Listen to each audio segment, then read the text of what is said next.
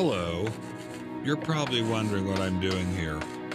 After all, even though I've done my time in the classroom as student and as teacher, I'm better known as a writer, public speaker, social activist, game show host, even a speechwriter for Presidents Richard Nixon and Gerald Ford.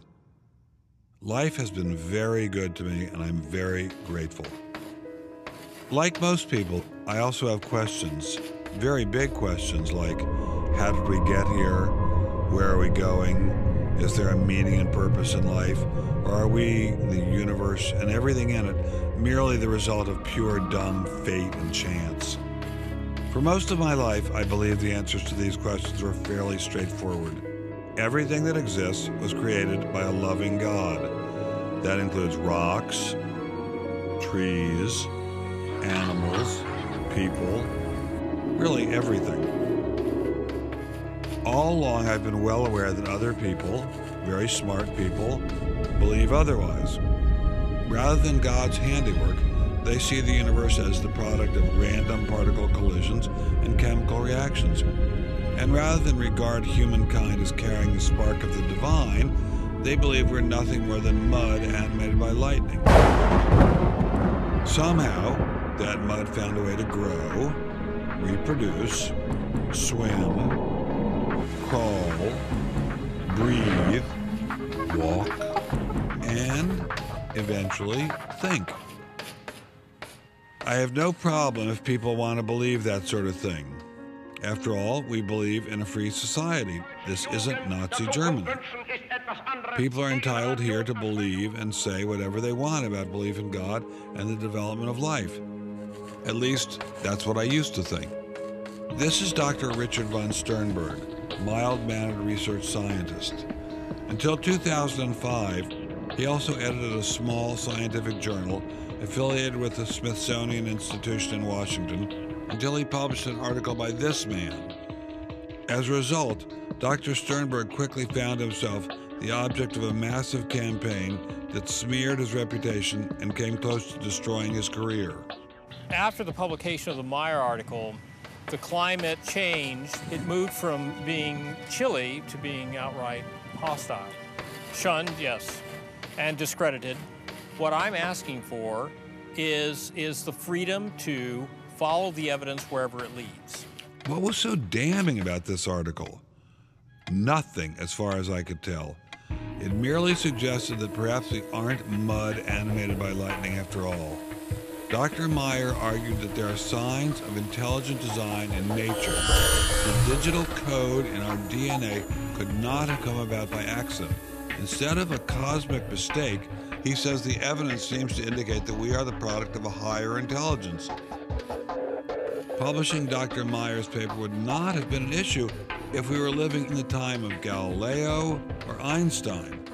But unfortunately for Dr. Sternberg, we live in a very different era.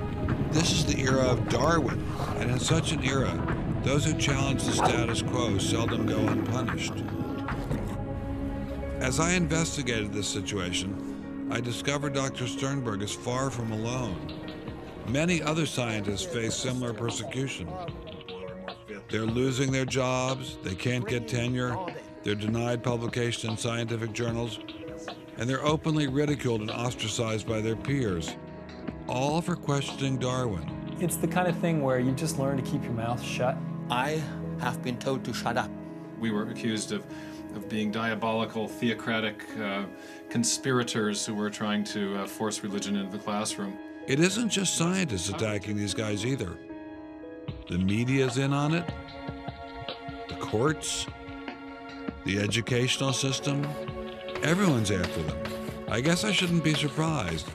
After all, these guys are asking some pretty dangerous questions, suggesting that Darwinism is not only improbable, it might actually be dangerous. I should know better than to ask such questions. After all, I've been warned. On the whole, they're not scientists. Intelligent design is not a research program. And it's all propaganda.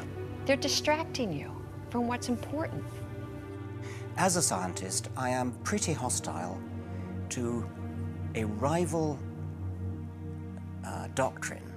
The more I thought about the situation, the more I wondered why we tolerate free speech in every other area of the society, but not here.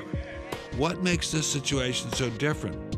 In my experience, people who are confident in their ideas are not afraid of criticism. So that tells me the Darwinists are afraid. They're hiding something. We're so schizophrenic. We talk about things being designed and optimized, but then when you ask us, especially in public, we're all about defending neo-Darwinism. I now realize it's my duty to get the word out, to warn others before it's too late. So I'm going to begin by warning you. Feel free to watch this film if you must, and I hope you do. But you've got to know that doing so could land you in a heap of trouble. Some of you are going to lose your friends for watching this film. Some of you may even lose your jobs. In fact, if you're a scientist with any hope of a future, I suggest you leave right now. College or high school students, especially teachers, legislators, journalists, anyone else with a stake in this debate should probably leave right now as well. But if you do leave, will anyone be left to fight this battle? Anyone? Anyone?